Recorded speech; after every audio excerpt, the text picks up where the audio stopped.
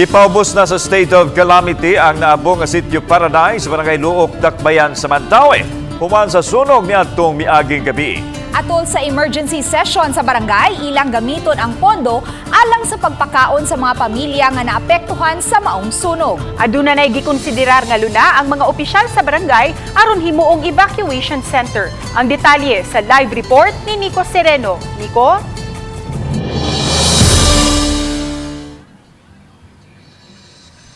Yeses, Lan og may padayong nanawagan karon kini mga nabiktima sa dakong sunog diya sa Barangay Luok ug hinabang taliwa sa ilang nahiaguman.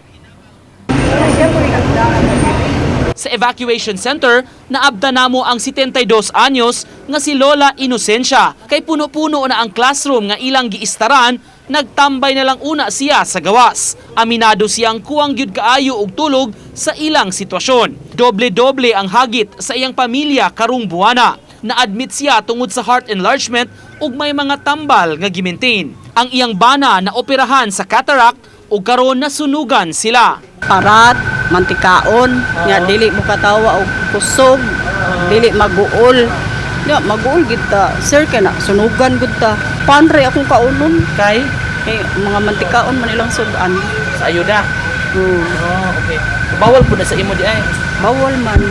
Panghinaot niya nga maabagan sa ilang panginahanglan ug kun mahimo, mahilo na kuno sa giistaran nga evacuation site labi na tungod sa iyang kondisyon. Matud sa barangay kapitan, gikonsidera karon sa City Hall nga posibleng evacuation area ang Norquist Park nga sakop gihapon sa Barangay Luok. Apan may trabahoon pa sa dapit. Gipasalig sab nila nga makabalik ang mga residente sa Sitio Paradise. Mag-agad lang mi sa city. Kay gahapon pagka mas mayor, ang gusto sa mayor, mag-i-clearing na, limpyuhan na, para mag-reblocking na, no? Muna na itong giwat. Sa ilang emergency session, bideklara ang barangay ug state of calamity. Gamito nila ang pondo alang sa pagpakaon sa mga nasunugan, labi na kun mahuman na ang packed meals nga ayuda sa syudad. Ang CS, antod Friday naman sila, no? Ang 3 days naman lang ila, no? The rest, sa barangay na.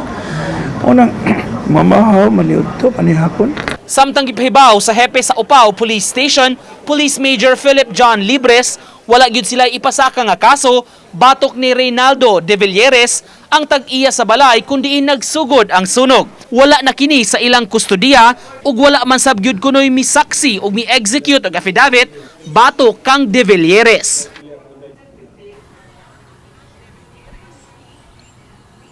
Samtang sa inisyal nga listahan sa barangay ug CSWS maabot sa 669 ka mga households o mga families ang apektado sa sunog ug moabot sa 2,737 ka mga individual. Partial pahinuon kining maong listahan. Gihulagway sa kapitan nga kining maong gidaghanuna daw sa mupareho ra sab kini sa gidaghanon sa entiro mga pamilya nga nagpuyo diha sa Sitio Paradise. Itandi nila netong figures nga nahatag nilang quarantine pass at the height sa pandemic nga moabot kuno sa 700 ka mga pamilya diha mismo sa Sitio Paradise sa Barangay Luok. Lan? Daghang salamat, Nico Sereno.